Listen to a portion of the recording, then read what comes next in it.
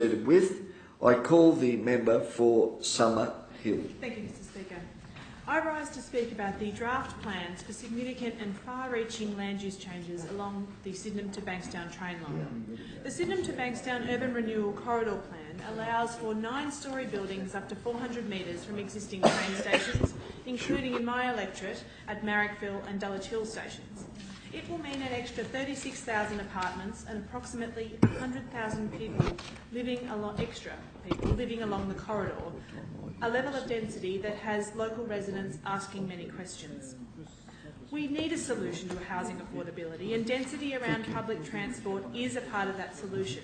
So is limiting urban sprawl to our west, north and south. But if residents are to accept density, they deserve to know it's density done well. Unfortunately, the government has got this back to front. Their plan allows for a one-size-fits-all kind of development, entirely at odds with the character of our beautiful, historic inner west suburbs.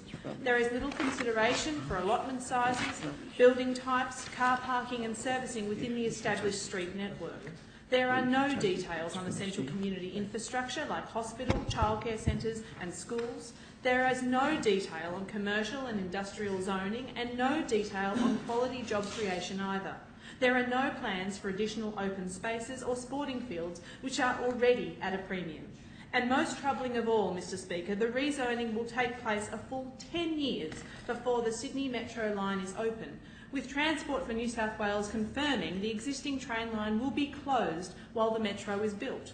Under the government's plans, that means there will be an extra 100,000 residents looking for seats on already crowded buses and trains. As I said, it's all back to front. Under the government's approach, the developer will be king, not the community. Their approach will undoubtedly spark land speculation, with no plans for value capture or levies on developers to fund community infrastructure, open spaces or affordable housing.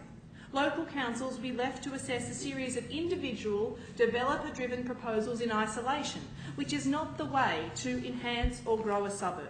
The cumulative impacts of each of these hodgepodge developments on parking, parks and other community infrastructure will not be assessed, nor will councils have the power to refuse them on these grounds. Residents are rightly concerned about what these plans will mean, and that they are rightly suspicious of a government that refuses to meaningfully consult with them. The government has scheduled very few information sessions, with less than 1 week's notice for the first session in Marrickville. Initially, they gave residents only 6 weeks to digest and respond to these plans. While I welcome the announcement of an additional 2 weeks, it still falls well short of the time needed to adequately evaluate this plan in its scale and its complexity. But this shouldn't be a surprise, Mr Speaker. It's a case of history repeating. They've been forced back to the drawing board over and over again, including on the Parramatta Road revitalisation, because they bungled the community consultation the first time. They've given residents only 55 days to respond to the environmental impact statement of Stage 1 of WestConnex, all 8 volumes and thousands of pages of it. Once again, the community has been left with many questions and little opportunity to ask them. There is a better way. We need density that is smart, sustainable and sympathetic to the character of our neighbourhoods. We can do that by demanding developers ensure quality construction and by levying developers to pay for community infrastructure, open space and affordable housing. We can do it by promoting gold standard architecture and planning that works with existing patterns of streets and subdivisions. And we can do it by demanding quality jobs and services and infrastructure that promotes active living too. What we need is an approach that accepts the need for growth, but which recognises the things that make our suburbs great. A one-size-fits-all plan for excessive high-rise development is not the right approach. We can and must do better.